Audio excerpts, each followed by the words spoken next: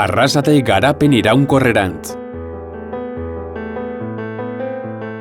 Arrasaten giza balioak naiz balio ekonomikoak garatu ditugu, eta esan genezake, horiek garapen iraunkorrerako oinarriak direla.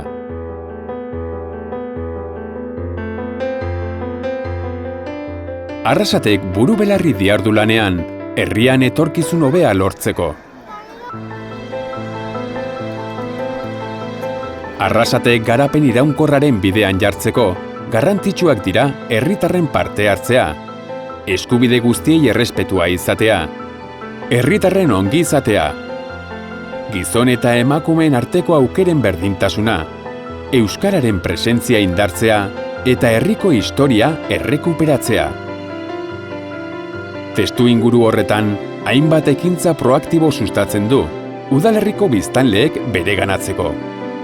Adibidez, bidezko kontsumo arduratsua egitea, birziklapena indartzea, herriko merkataritza sustatzea, euskararen erabilera areagotzea, eta horiek lortzeko, baserritarren ekimenak balioan jartzea eta parte hartzeko bilguneak sortzea.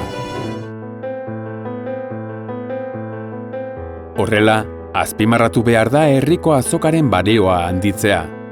Azoka biziberritzeko eta arrasatearrek erabiltzeko ekintzen bidez. Bidezko eta elkartasunezko merkataritza indartzea laguntza behar dutenei laguntzeko.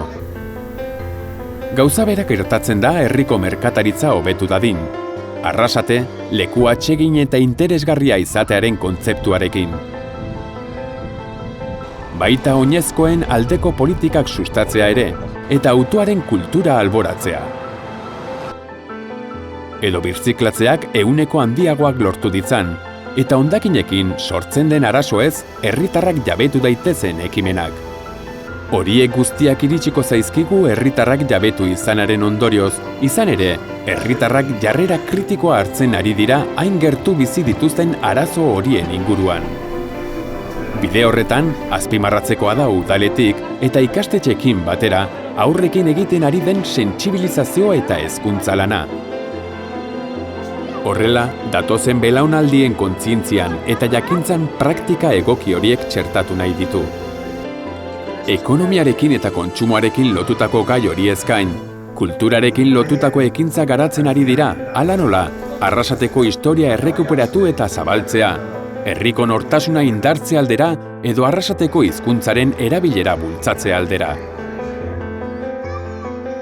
Plangintza eta ekintza horiek guztiak arrasateko udalak sustatzen ditu, eta horiekin batera, hainbat elkartek eta erakundeek herritarren ekimenak bideratzen dituzte eta haien adostasuna bilatzen dute.